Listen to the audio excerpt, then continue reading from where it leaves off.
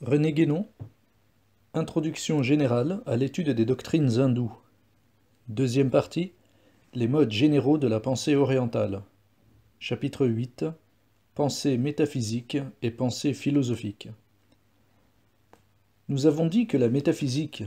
qui est profondément séparée de la science,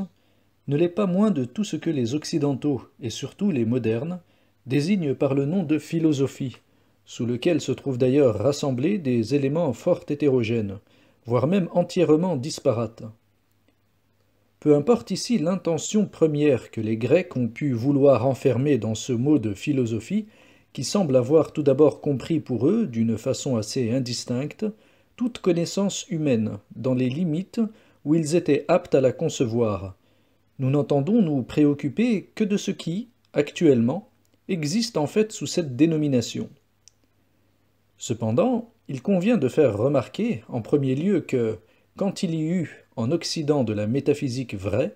on s'efforça toujours de la joindre à des considérations relevant de points de vue spéciaux et contingents, pour la faire entrer avec elle dans un ensemble portant le nom de philosophie. Ceci montre que les caractères essentiels de la métaphysique,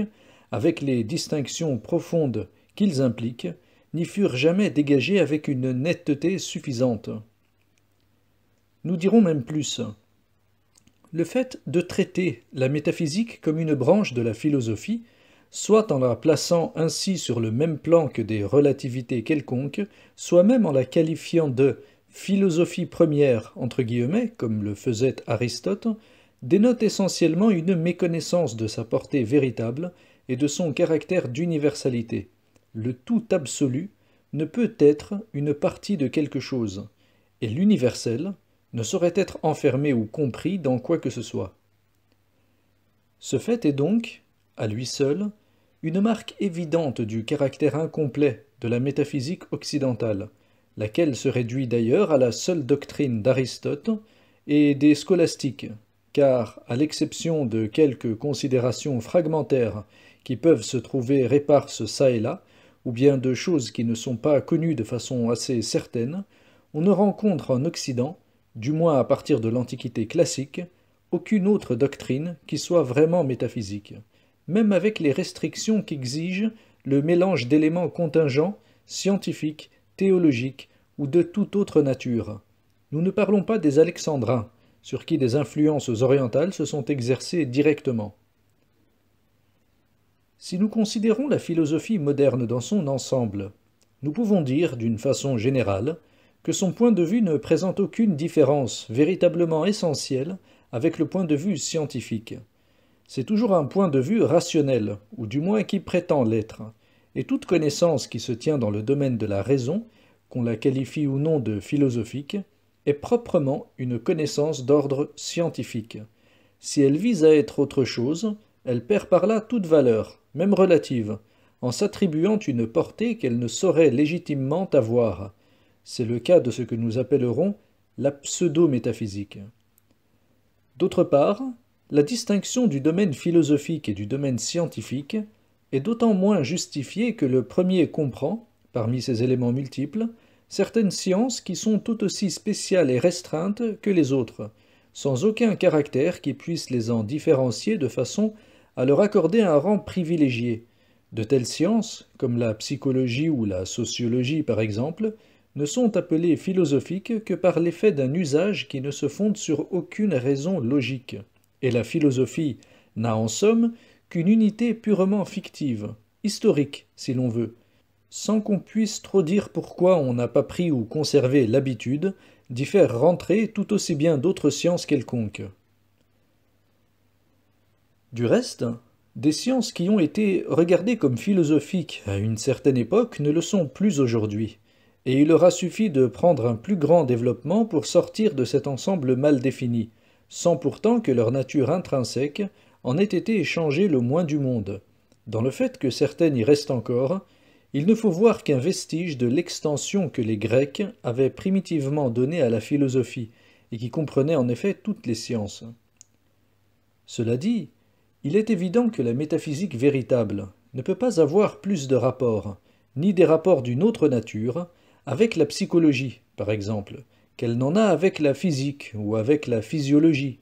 Ce sont là, exactement au même titre, des sciences de la nature, c'est-à-dire des sciences physiques au sens primitif et général de ce mot.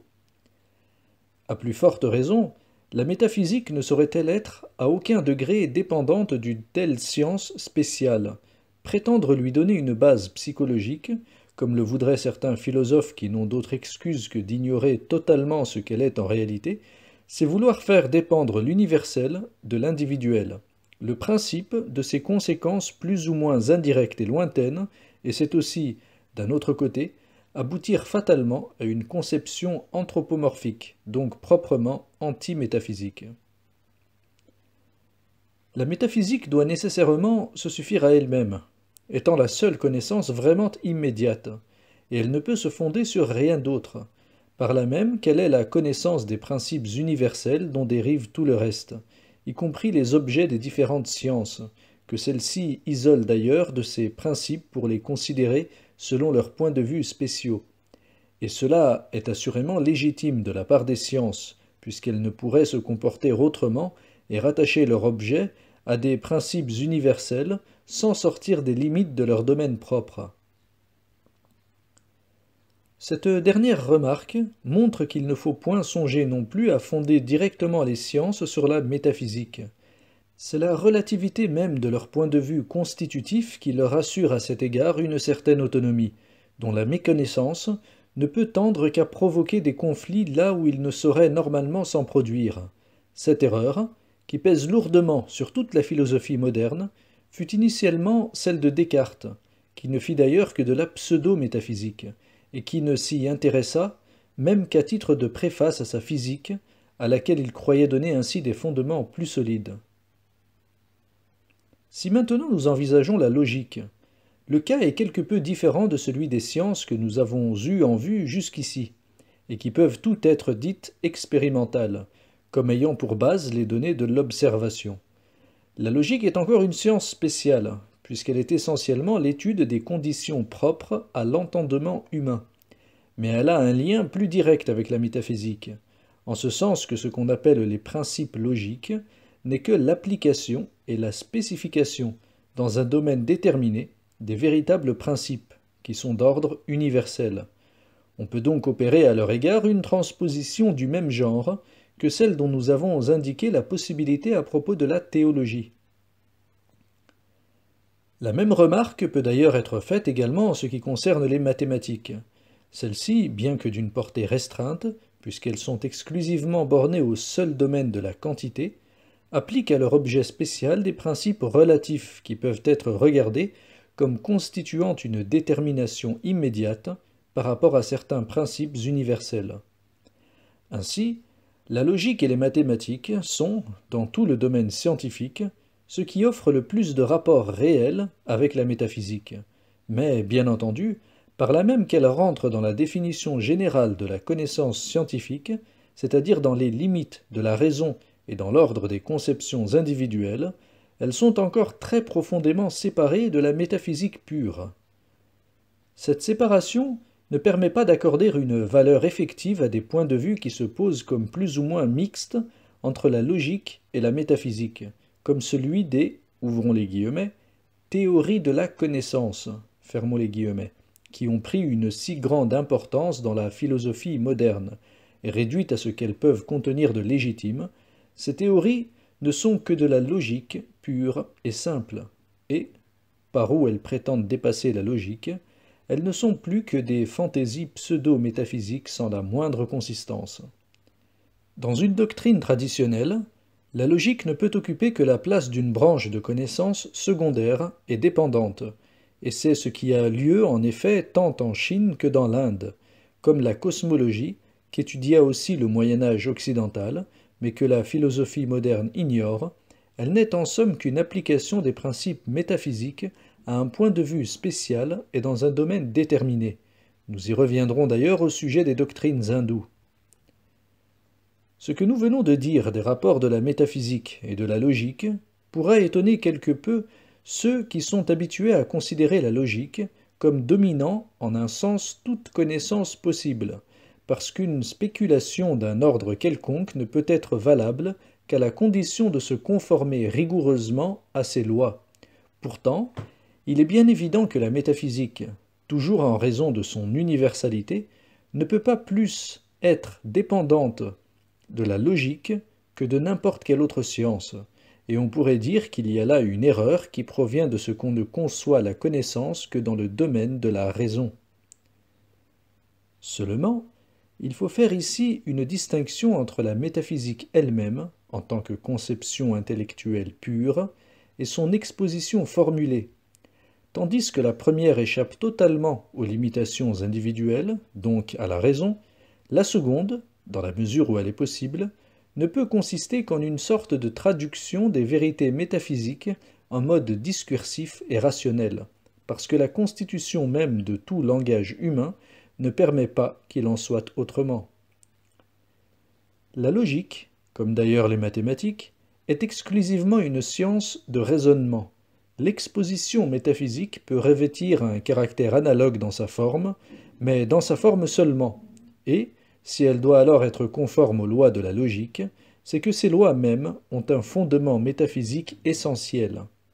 à défaut duquel elles seraient sans valeur, mais en même temps, il faut que cette exposition, pour avoir une portée métaphysique vraie, soit toujours formulée de telle façon que, comme nous l'avons déjà indiqué, elle laisse ouvertes des possibilités de conception illimitées comme le domaine même de la métaphysique. Quant à la morale, en parlant du point de vue religieux, nous avons dit en partie ce qu'il en est, mais nous avons réservé alors ce qui se rapporte à sa conception proprement philosophique, en tant qu'elle est nettement différente de sa conception religieuse. Il n'y a rien, dans tout le domaine de la philosophie, qui soit plus relatif et plus contingent que la morale. À vrai dire, ce n'est même plus du tout une connaissance d'un ordre plus ou moins restreint, mais simplement un ensemble de considérations plus ou moins cohérentes,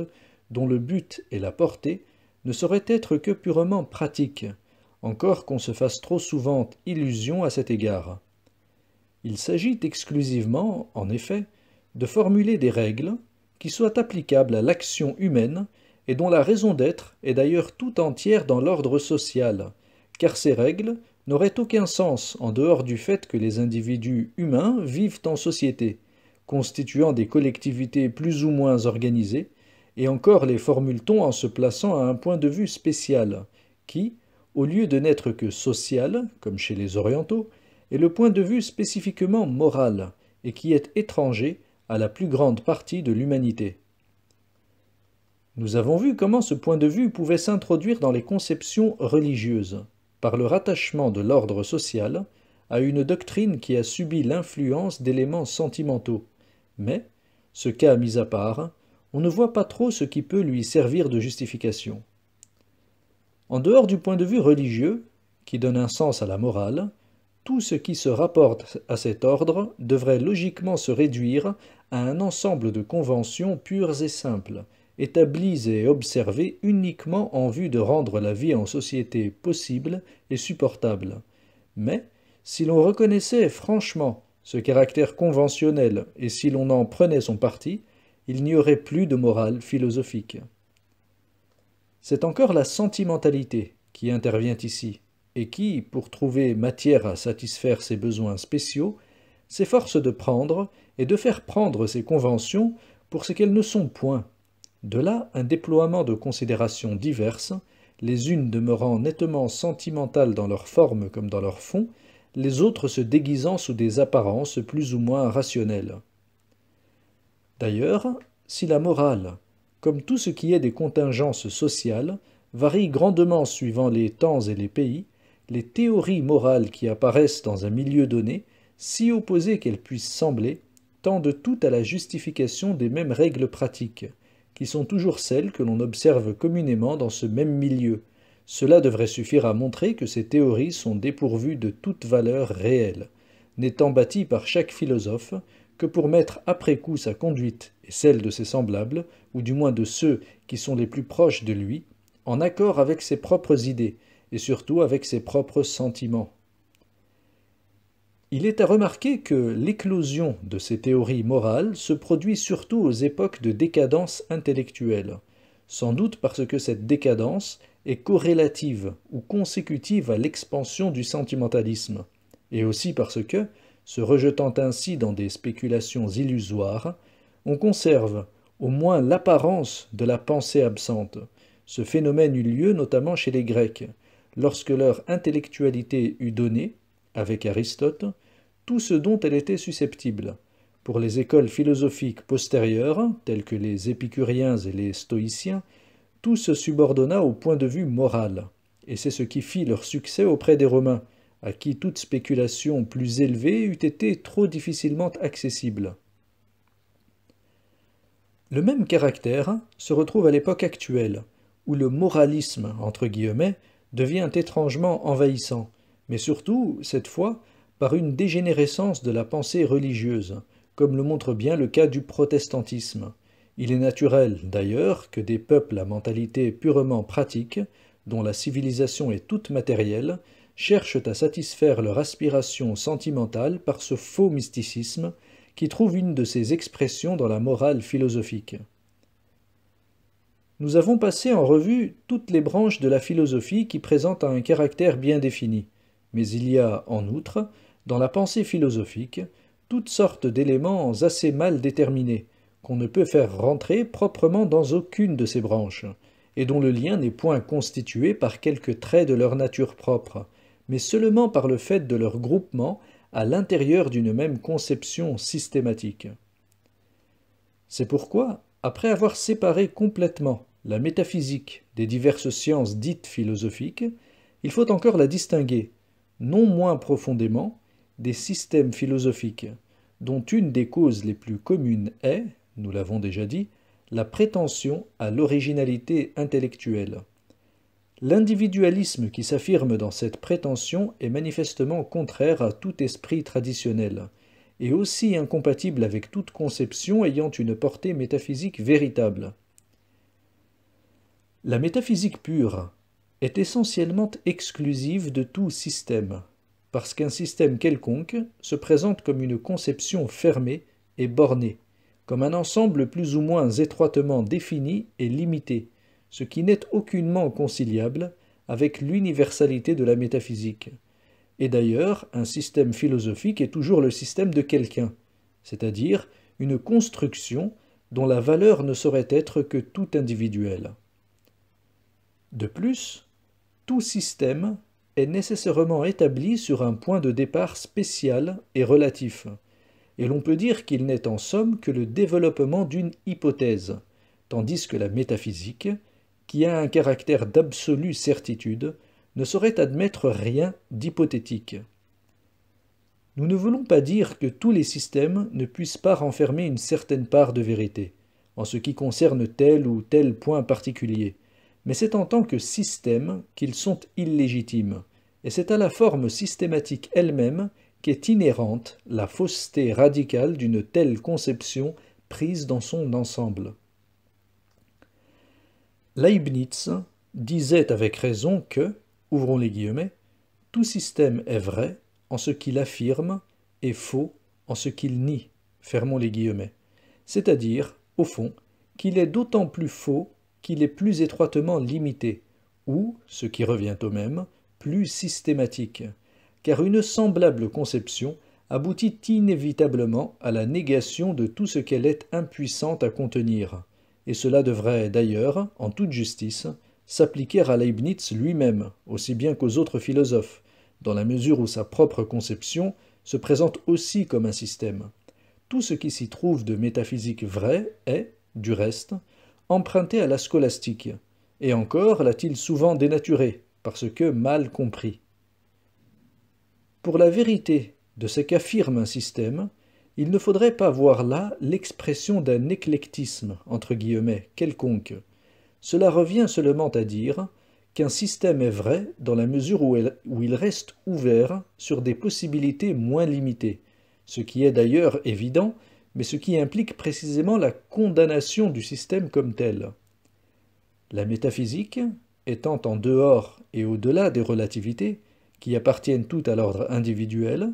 échappe par là même à toute systématisation, de même, et pour la même raison, qu'elle ne se laisse enfermer dans aucune formule.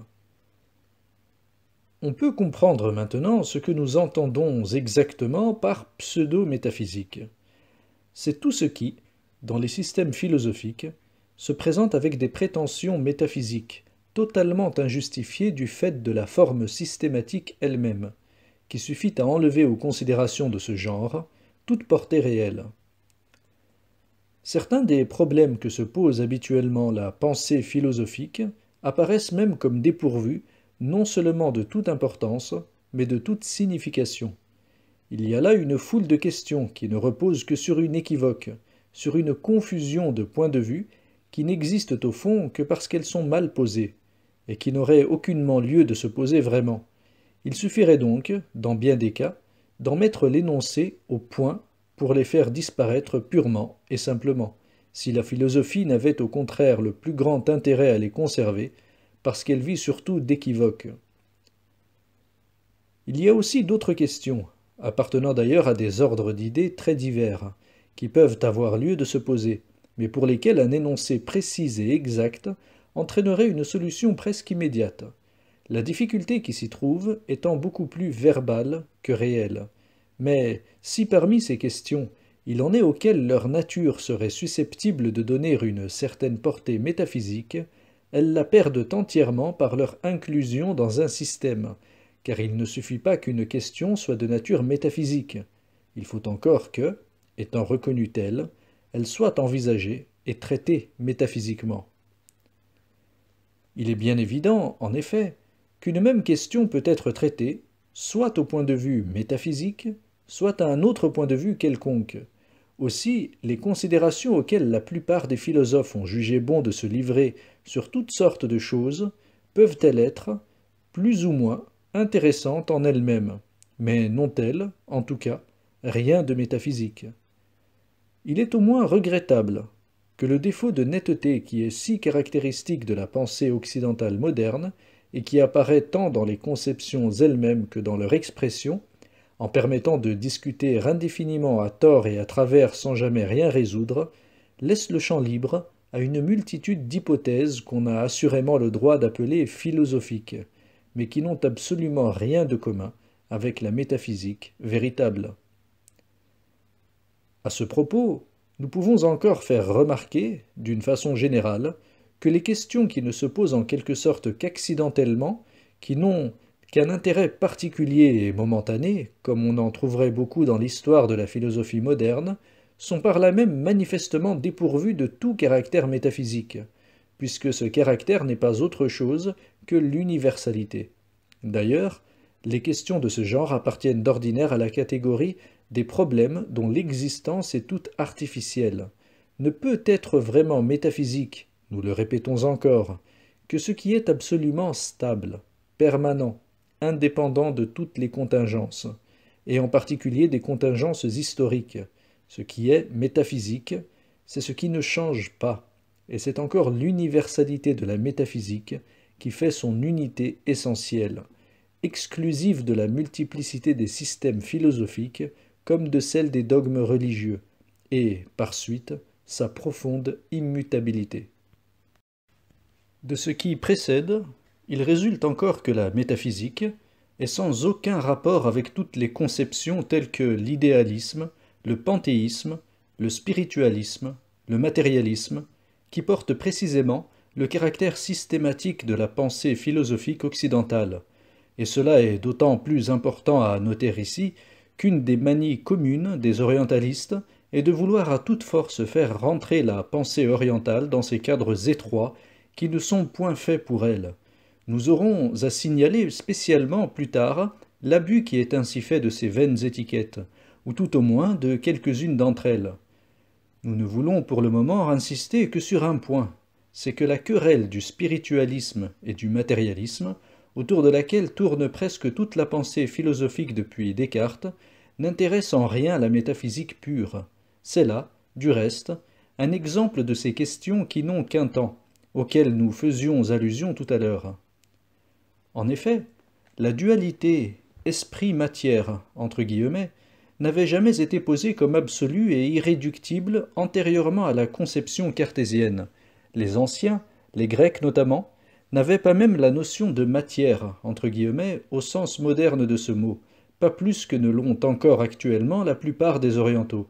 En sanskrit, il n'existe aucun mot qui réponde à cette notion, même de très loin. La conception d'une dualité de ce genre a pour unique mérite de représenter assez bien l'apparence extérieure des choses, mais précisément parce qu'elle s'en tient aux apparences, elle est toute superficielle, et, se plaçant à un point de vue spécial, purement individuel, elle devient négative de toute métaphysique dès qu'on veut lui attribuer une valeur absolue en affirmant l'irréductibilité de ces deux termes, affirmation à laquelle réside le dualisme proprement dit. D'ailleurs, il ne faut voir dans cette opposition de l'esprit et de la matière qu'un cas très particulier du dualisme, car les deux termes de l'opposition pourraient être tout autres que ces deux principes relatifs, et il serait également possible d'envisager de la même façon, suivant d'autres déterminations plus ou moins spéciales, une indéfinité de couples de termes corrélatifs différents de celui-là. D'une façon tout à fait générale, le dualisme a pour caractère distinctif de s'arrêter à une opposition entre deux termes plus ou moins particuliers, opposition qui, sans doute, existe bien réellement, à un certain point de vue, et c'est là la part de vérité que renferme le dualisme. Mais, en déclarant cette opposition irréductible et absolue, au lieu qu'elle est toute relative et contingente, il s'interdit d'aller au-delà des deux termes qu'il a posés l'un en face de l'autre, et c'est ainsi qu'il se trouve limité par ce qui fait son caractère de système. Si l'on n'accepte pas cette limitation, et si l'on veut résoudre l'opposition à laquelle le dualisme s'en tient obstinément, il pourra se présenter différentes solutions, et, tout d'abord, nous en trouvons en effet deux dans les systèmes philosophiques que l'on peut ranger sous la commune dénomination de monisme. On peut dire que le monisme se caractérise essentiellement par ceci, que, n'admettant pas qu'il y ait une irréductibilité absolue et voulant surmonter l'opposition apparente, il croit y parvenir en réduisant l'un de ces deux termes à l'autre. S'il s'agit en particulier de l'opposition de l'esprit et de la matière, on aura ainsi, d'une part, le monisme spiritualiste, qui prétend réduire la matière à l'esprit, et d'autre part, le monisme matérialiste, qui prétend au contraire réduire l'esprit à la matière. Le monisme, quel qu'il soit, a raison d'admettre qu'il n'y a pas d'opposition absolue, car, en cela, il est moins étroitement limité que le dualisme, et il constitue au moins un effort pour pénétrer davantage au fond des choses, mais il lui arrive presque fatalement de tomber dans un autre défaut, et de négliger complètement, sinon de nier, l'opposition qui, même si elle n'est qu'une apparence, n'en mérite pas moins d'être envisagée comme telle. C'est donc, ici encore, l'exclusivité du système qui fait son premier défaut. D'autre part, en voulant réduire directement un des deux termes à l'autre, on ne sort jamais complètement de l'alternative qui a été posée par le dualisme, puisqu'on ne considère rien qui soit en dehors de ces deux mêmes termes dont il avait fait ses principes fondamentaux, et il y aurait même lieu de se demander si, ces deux termes étant corrélatifs, l'un a encore sa raison d'être sans l'autre, s'il est logique de conserver l'un dès lors qu'on supprime l'autre. De plus, nous nous trouvons alors en présence de deux solutions qui, au fond, sont beaucoup plus équivalentes qu'elles ne le paraissent superficiellement, que le monisme spiritualiste affirme que tout est esprit, et que le monisme matérialiste affirme que tout est matière, cela n'a en somme que fort peu d'importance, d'autant mieux que chacun se trouve obligé d'attribuer au principe qu'il conserve les propriétés les plus essentielles de celui qu'il supprime. On conçoit que, sur ce terrain, la discussion entre spiritualistes et matérialistes doit dégénérer bien vite en une simple querelle de mots. Les deux solutions monistes opposées ne constituent en réalité que les deux faces d'une solution double, d'ailleurs tout à fait insuffisante. C'est ici que doit intervenir une autre solution. Mais tandis que nous n'avions affaire avec le dualisme et le monisme qu'à deux types de conceptions systématiques et d'ordre simplement philosophique, il va s'agir maintenant d'une doctrine se plaçant au contraire au point de vue métaphysique, et qui, par suite, n'a reçu aucune dénomination dans la philosophie occidentale, qui ne peut que l'ignorer. Nous désignerons cette doctrine comme le non-dualisme, entre guillemets, ou mieux encore, comme, ouvrons les guillemets, la doctrine de la non-dualité, fermons les guillemets, si l'on veut traduire aussi exactement que possible le terme sanskrit Advaita Vada, qui n'a d'équivalent usuel dans aucune langue européenne. La première de ces deux expressions a l'avantage d'être plus brève que la seconde, et c'est pourquoi nous l'adopterons volontiers, mais elle a pourtant un inconvénient en raison de la présence de la terminaison isme, entre guillemets, qui, dans le langage philosophique, est d'ordinaire attachée à la désignation des systèmes. On pourrait, il est vrai, dire qu'il faut faire porter la négation sur le mot dualisme tout entier, y compris sa terminaison, entendant par là que cette négation doit s'appliquer précisément au dualisme en tant que conception systématique. Sans plus admettre d'irréductibilité absolue que le monisme, le non-dualisme, entre guillemets, diffère profondément de celui-ci, en ce qu'il ne prétend aucunement pour cela que l'un des deux termes soit purement et simplement réductible à l'autre.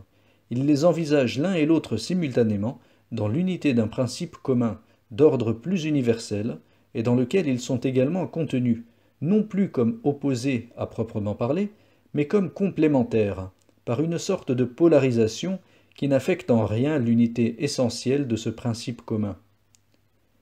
Ainsi, l'intervention du point de vue métaphysique a pour effet de résoudre immédiatement l'opposition apparente,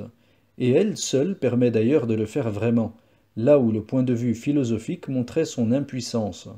Et ce qui est vrai pour la distinction de l'esprit et de la matière, l'est également pour n'importe quelle autre parmi toutes celles que l'on pourrait établir, de même entre des aspects plus ou moins spéciaux de l'être, et qui sont en multitude indéfinie.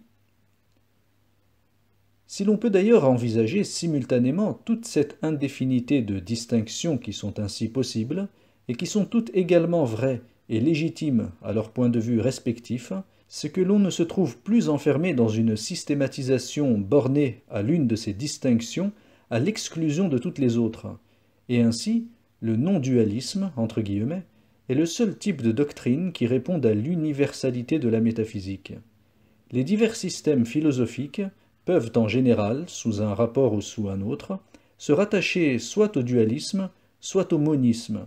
mais le non-dualisme, entre guillemets, seul, tel que nous venons d'en indiquer le principe, est susceptible de dépasser immensément la portée de toute philosophie, parce que seul, il est proprement et purement métaphysique dans son essence,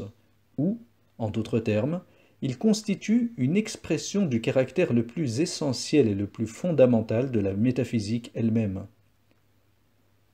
Si nous avons cru nécessaire de nous étendre sur ces considérations aussi longuement que nous l'avons fait, c'est en raison de l'ignorance où l'on est habituellement en Occident pour tout ce qui concerne la métaphysique vraie, et aussi parce qu'elles ont avec notre sujet un rapport tout à fait direct, quoiqu'il puisse en sembler à certains, puisque c'est la métaphysique qui est le centre unique de toutes les doctrines de l'Orient, de sorte que l'on ne peut rien comprendre à celle-ci tant que l'on n'a pas acquis de ce qu'est la métaphysique, une notion au moins suffisante pour écarter toute confusion possible. En marquant toute la différence qui sépare une pensée métaphysique d'une pensée philosophique, nous avons fait voir comment les problèmes classiques de la philosophie, même ceux qu'elle regarde comme les plus généraux, n'occupent rigoureusement aucune place au regard de la métaphysique pure. La transposition, qui a ailleurs pour effet de faire apparaître le sens profond de certaines vérités, fait ici évanouir ces prétendus problèmes, ce qui montre précisément qu'ils n'ont aucun sens profond.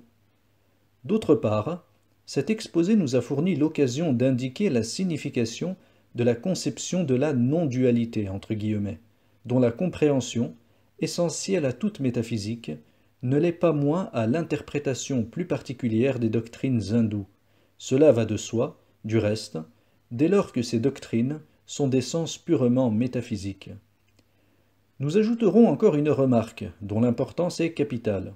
Non seulement la métaphysique ne peut pas être bornée par la considération d'une dualité quelconque d'aspects complémentaires de l'être, qu'il s'agisse d'ailleurs d'aspects très spéciaux, comme l'esprit et la matière, ou au contraire d'aspects aussi universels que possible, comme ceux que l'on peut désigner par les termes d'essence entre guillemets et de substance entre guillemets, mais elle ne saurait pas même être bornée par la conception de l'être pur dans toute son universalité, car elle ne doit l'être par rien absolument. La métaphysique ne peut pas se définir comme connaissance de l'être, entre guillemets, d'une façon exclusive, ainsi que le faisait Aristote. Ce n'est là proprement que l'ontologie, qui est sans doute du ressort de la métaphysique, mais qui ne constitue pas pour cela toute la métaphysique. Et c'est en cela que ce qu'il y a eu de métaphysique en Occident est toujours resté incomplet et insuffisant, ainsi d'ailleurs que sous un autre rapport que nous indiquerons plus loin. L'être n'est pas vraiment le plus universel de tous les principes. Ce qui serait nécessaire pour que la métaphysique se réduisît à l'ontologie, et cela parce que, même s'il est la plus primordiale de toutes les déterminations possibles, il n'en est pas moins déjà une détermination. Et toute détermination est une limitation, à laquelle le point de vue métaphysique ne saurait s'arrêter. Un principe est d'ailleurs évidemment d'autant moins universel qu'il est plus déterminé, et par là plus relatif. Nous pouvons dire que, d'une façon en quelque sorte mathématique, un plus, entre guillemets, déterminatif équivaut à un moins, entre guillemets, métaphysique. Cette indétermination absolue des principes les plus universels, donc de ceux qui doivent être considérés avant tous les autres, est une cause d'assez grande difficulté,